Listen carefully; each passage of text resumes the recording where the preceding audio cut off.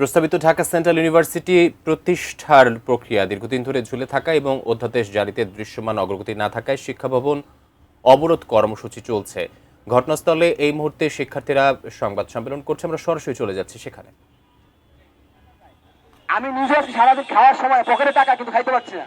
তোমাদের প্রত্যেকটা শিক্ষার্থী আমি জানি, কেউ জানে না, মানে বাইরে থেকে যারা মনে করে হাসাহাসি করে যে এরা কি করে সারা বছর। কেন আমরা একজন মেয়ে কান্না করছিল আজকে ওখানে যে আমরা স্যার না খেয়ে কেন রাস্তায় থাকছি বছরের পর বছর, এটা তো সবার ভাবা উচিত। কেন ভাবছে না? তো না খেয়ে থেকে আন্দোলন করতে শুধুমাত্র শিক্ষার গুণগত মানের জন্য।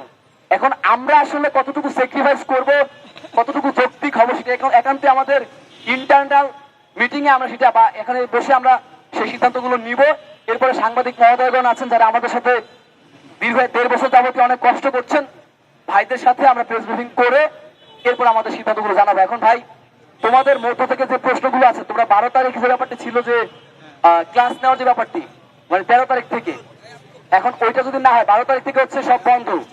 আবহাওয়া তোমরা শুনো, হ্যাঁ 12 তারিখ থেকে হচ্ছে তারা 24-25 ভাইরা তারা একটু লিডিং দিচ্ছ, সবাই আছো যারা লিড। সত্য তোমাদের এখন হচ্ছে যে আব্দুর রহমান বলি, জাকারিয়া বলি, ফাহাদ বলি, অমুক বলি, তমুক বলি, আমাদের সৈকত বলি, কেউ না থাকলেও সিদ্ধান্ত কিন্তু যার যারা নেওয়ার ক্ষমতা, তোমাদের বয়স তোমাদের হয়েছে, কারণ ফেস তো করছো তোমরা।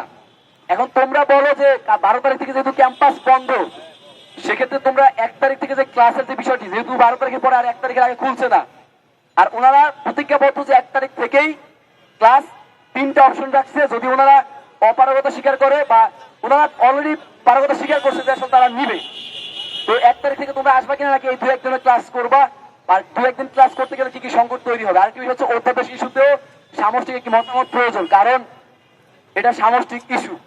এখন